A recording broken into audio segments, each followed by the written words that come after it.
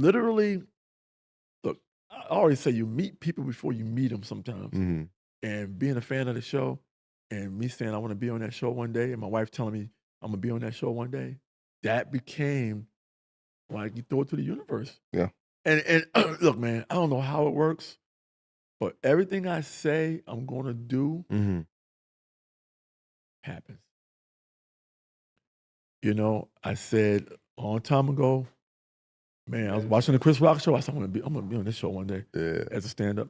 And next thing you know, I did sketches on the show and I went to LA. My first week in LA, I'm doing stand-up at the Comedy Store.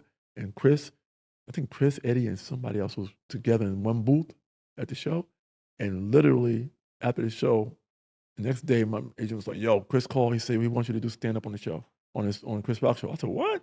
And he's only done like maybe three people ever have done stand up on the Chris Rock show. Mhm. When I said I want to be on SNL one day, audition for SNL, ended up coming in. I made it to the last three people.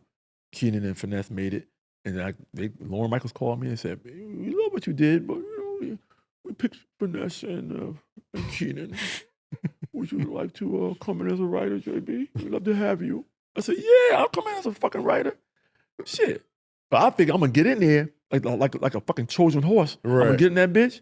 You know, That's remember my way. Trojan That's horse? your way in. I'm gonna get in that bitch. I'm gonna shake that shit up. I'm gonna shake that shit up when I get there. I got to that motherfucker, man. I gave everybody nicknames and shit. I'm walking around the office and shit, fucking with people.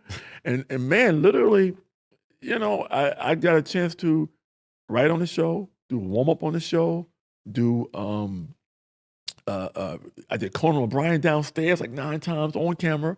I got a chance, and that's 4 checks outside of my writing check.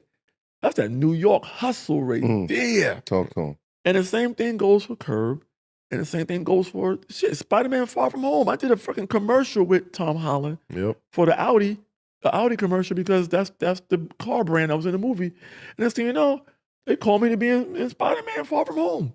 So I think everything is how you show up initially. How you show up determines everything with your movement. And I just like to show the fuck up and I'll give you what you want.